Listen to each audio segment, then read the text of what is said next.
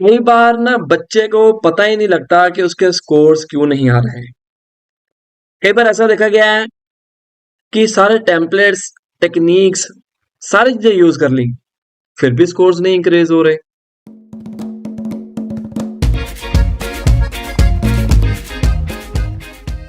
सिर्फ 2-3 मॉड्यूल में हमारे अच्छे स्कोर्स आए हैं, एक आधे में रह गए तो बच्चा सोचने लग जाता है कि मेरे को प्रॉब्लम उसी में है।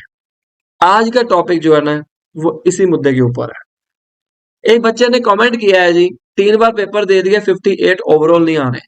उसके पहले हम स्कोर चेक करते हैं।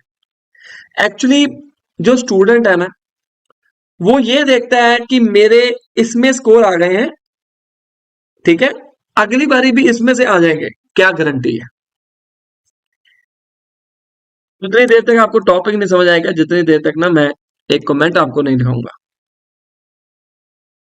ये कॉमन टॉपिक है गाइस, याद रखना, ठीक है ना। तो अब हम देखते हैं आगे है क्या एक्चुअली में। Just wait a moment. इन्होंने मैसेज किया है मुझे, सर रियल एग्जाम में 58 स्पीकिंग में है, 51 लिसनिंग, 48 रीडिंग, 51 राइटिंग।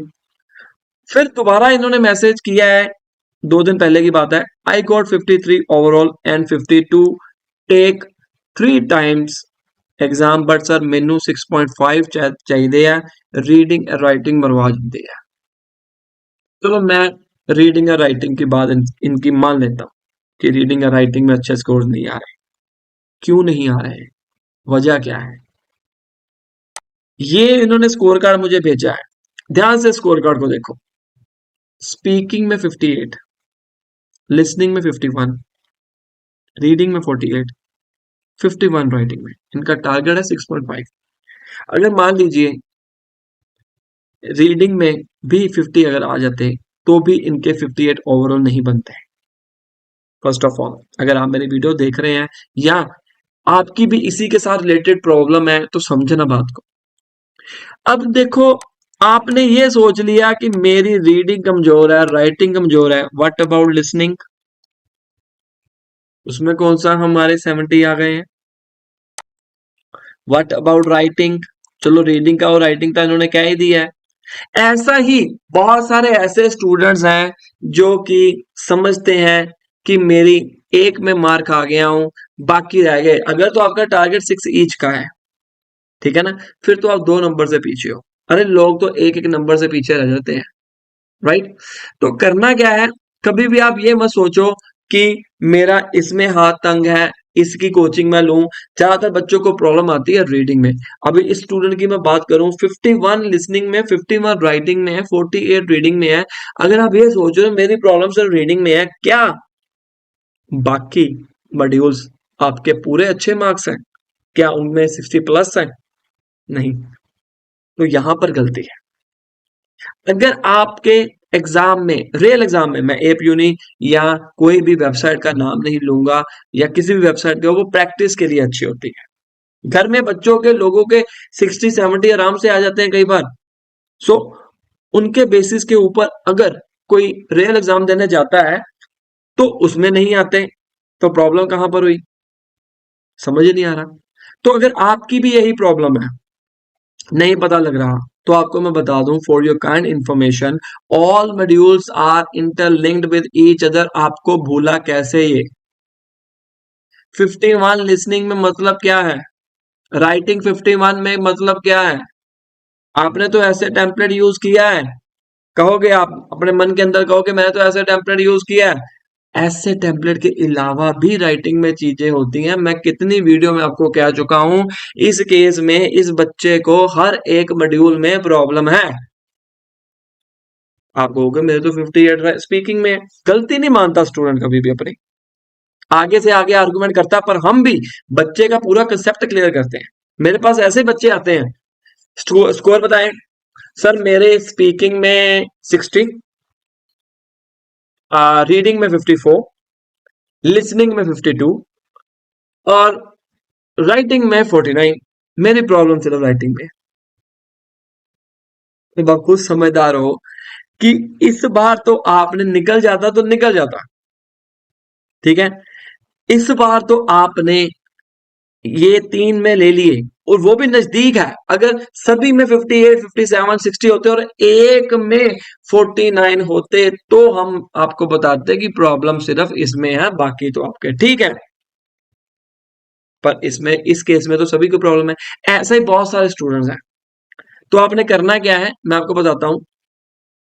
सबसे पहले जब आप एग्जाम देके आए हो, नोट डाउन कर लो ये सारी चीजें, ये आपके काम आने वाली हैं। रियल एक्सपीरियंस बता रहा हूं मैं।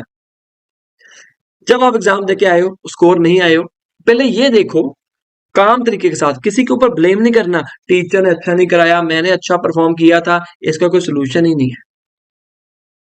ठीक है ना। पानी में जितना मर्जी दूध बनाओ, ठीक है ना, या लस्सी में जितनी मर्जी जो होती है रड़को, ऐसे मदानी के साथ नहीं निकलने वाला मक्खन। सो उसका कोई बेनिफिट नहीं है, राइट। तो मिसाल देनी पड़ती है, तभी बच्चे समझ आए, समझे लेंगे, बच लेंगे, ठीक है। तो आपने जब एग्जाम में फेल हो गए हो तो कैसे जज करना है अपने आप को, पहले ये देखो कि रीड अलाउड से शुरू हो जा। रीड अलाउड में आपने क्या किया, क्या मैं रुका था, क्या मेरा कॉन्फिडेंस लो हुआ था, मैंने नेक्स्ट बटन पहले दबा दिया था, रिकॉर्डिंग से पहले तो नहीं बोलने लग गया था या लग गई थी, जो भी है। रिपीट सेंटेंसेस के केस में मुझे लगता है कि मैंने ना सेंटेंस सही नहीं बोले, सुनाई नहीं दिए, तुक्के लगा के आया हूं। ऐसा सोचो। जब मेरा कोई स्टूडेंट, मैं ये नहीं कहता हूं मेरे 100% स्टूडेंट सारे पास होते हैं, कोई नहीं कहता ऐसा कि मेरे स्टूडेंट फेल भी होते हैं, मेरे स्टूडेंट भी कई बार रह जाते हैं, ये तो नेचुरल सी बात है। बट हम साथ नहीं छोड़ते उनका, ठीक है। हम उनको गाइडेंस देते हैं, बताते हैं कि तेरी गलती कहां पर है। अब गलतियां हुई क्या है वो सुन लो। मेरे स्टूडेंट के साथ पहली बार पेपर देने गया, समझा के भेजा था हमने, सारी चीजें करके भेजी थी। ये जरूरी नहीं है कि जो पहली बार देने जाता है वो पहली बार फेल होगा फिर अगली बार पास होगा, ऐसा नहीं है गाइस। मेरे कई ऐसे भी स्टूडेंट्स हैं जो पहली बार पास हुए हैं, क्योंकि हम माहौल बना देते हैं कोचिंग का पूरा, बता देते हैं अकेली अकेली चीज कि आपने कैसे करना है। तो बच्चा देने गया पेपर, मेरे को लेटेस्ट बच्चे की बात सुनाता हूँ मैं, लेटेस्ट, उसको 7 इंच चाहिए थे, ठीक है। उसने पहले काफी बार पेपर दिया, थोड़े उसके मेरी कोचिंग के साथ इंप्रूवमेंट हुई, मैं मानता हूं, पर लेकिन 7 इंच नहीं आए। वजह क्या हुई सुन लो। मैंने कहा क्या बात हुई, नहीं नहीं सर मैंने तो सारा कुछ वैसे किया जैसे आपने किया।